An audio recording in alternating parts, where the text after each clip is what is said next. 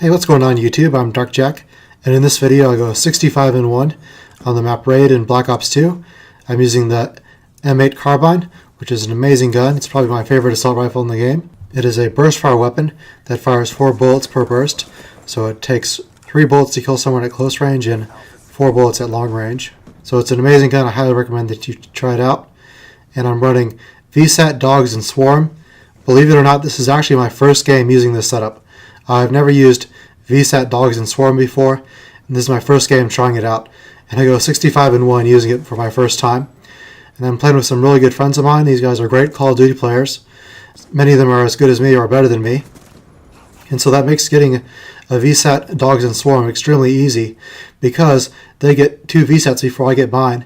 So I have a VSAT that allows me to build up my kill streak and finally get VSAT, Dogs, and Swarm. And then once you have those kill streaks, they just go to town and they absolutely destroy the other team. And once the Dogs and the Swarm go up, they destroy the other team, and then you get lots of points from those, and those points build up towards your next VSAT. So once you have your first VSAT up, as long as you play carefully and then get all your kill streaks, once you've got your kill streaks then just cycle, and they get your next VSAT, then you use your VSAT to get your next Dog and Swarm, and it just continually cycles over and over again. And so if you have a long enough game and you're playing against people who are bad enough who don't quit, it's pretty easy to get 100 plus. So I had no idea how good of a kill streak setup this is until I actually got it myself. So the perks I'm using Hardline, Flak Jacket, Scavenger with C4, and Tac Mask. That is my default setup. And I'm using Flak Jacket rather than Ghost because I'm playing with a party of friends, and everyone in my party is decent at Call of Duty. I think everyone here has at least a 1.5 KD. And so I don't have to worry about dying to enemy UAVs that much. So Ghost is really unnecessary when you're playing with a team. But when you're playing by yourself, I think Ghost is essential if you're playing with random teammates that are going to feed the enemy team UAVs. So now that I've got my VSAT up, the game is now easy mode because I can see exactly where everyone is, and then I can just pre-fire when I know they're going to come around the corner. So now I'm just going to wait for them to come to me. So I see they're respawning over at C, so I'm going to position myself over here and wait for them to walk around the corner. So I see there are people over there. They're respawning. They know the VSAT is up, and when the VSAT is up, the enemy team likes to camp. Now I throw my C4, get a C4 kill, and I see these guys over here who are oblivious to where I am. Alright, now that I have my dogs, I'm going to call my puppies in, and then my dogs are going to give me my swarm because these kill streaks cycle. Your VSAT gets you the dogs, and the dogs get you the swarm. And the swarm helps you get your next VSAT. You can just do that over and over again. And I predicted this would be the case before Black Ops 2 even came out. So I've got my swarm. I'm going to wait to call it in until next round. So I don't want to die before the round is over, because I want my swarm to build up toward my next VSAT. So there's almost a minute left, so I'm just going to stay in the spawn and keep spawn killing them, because as long as you hold 2 flags and you don't have the other flag, as long as no one in your team pushes up too far, the enemy team will just keep spawning near the flag. So unfortunately I died right there. If I had stayed alive, I would have been able to use the swarm to then build up my next kill streak, but I'm just going to have to wait till the next round in order to use that swarm.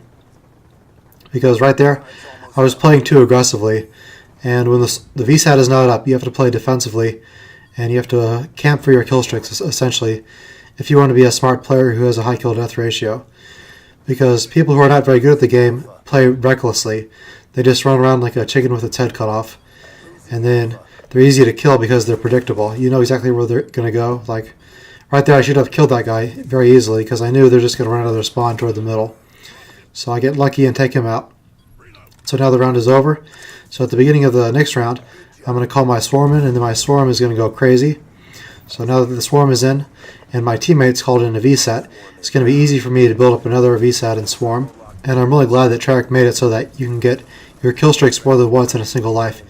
You don't have to let the enemy team kill you to get your kill streaks a second or third time. So that allows you to get really long kill streaks, so you can get UAV, counter UAV, and VSAT over and over again. You can do that for the entire game. Whereas in the first Black Ops game, what people would do is they would use Hardline to get Blackbird, Chopper Gunner, and dogs, and then they would call their Chopper Gunner out in the middle of the open so the enemy team would kill them. That way when they respawn, they can then go and get their next series of kill streaks. So my swarm is going crazy. You want to be careful when the swarm is up, because your own swarm can kill you. I've seen that a lot on YouTube, where people get killed by their own swarm, so they can't get a second series. And then now my teammate calls in a VSATs, because once one person in your team gets a VSAT when everyone is running it, you can basically have it for the entire game. And I see that the enemy wants to camp up there on the second floor, so I try getting him out with C4. Now I've got my second VSAT of the game, and I call it in right away because I want to get the assist points for it rather than waiting until the VSAT runs out, because the assist points help a lot. Now I kill these guys who are hiding inside, and I don't blame the enemy team for wanting to camp and hide when you've got VSAT dogs and swarm up. And that guy just spawned right in front of me. That's Treyarch spawns for you. Though honestly, I can't blame them for wanting to camp and hide, because we've got VSATs, we've got dogs, we've got swarms, we've got everything coming in, and there's a stealth chopper above me too. So now I've got my second set of dogs and swarm. So I'm going to call my swarm in. My teammate has dogs already, so I'm having to wait until they go away to call those in to maximize my kills. And this is the way that people get kill streaks in Black Ops 2. They play very carefully, they get their VSAT, and then once the VSAT is up, they can then go crazy and play aggressively and get high-scoring, entertaining gameplay for YouTube. And this is the strategy that everyone does, except that some people, what they do, instead of running VSAT, they'll run Reaper, dogs, and swarm. That way they can maximize their kills. And I saw one person on this map get over 200 kills playing domination on this map, and they were going crazy. They were running Reaper and then dogs and swarm, because the swarm is insane. When you've got swarm up, the enemy team can do nothing. The only thing they can do is just hide inside and wait for the swarm to go away. That's another thing I love about the swarm and the dogs, is that you can't shoot these things down. You have to wait, because it's not like they can hide with blind eye and cold-blooded and shoot them down with a Stinger missile like they can with the Reaper and the VTOL warship. They can do nothing to counter the dogs and the swarm.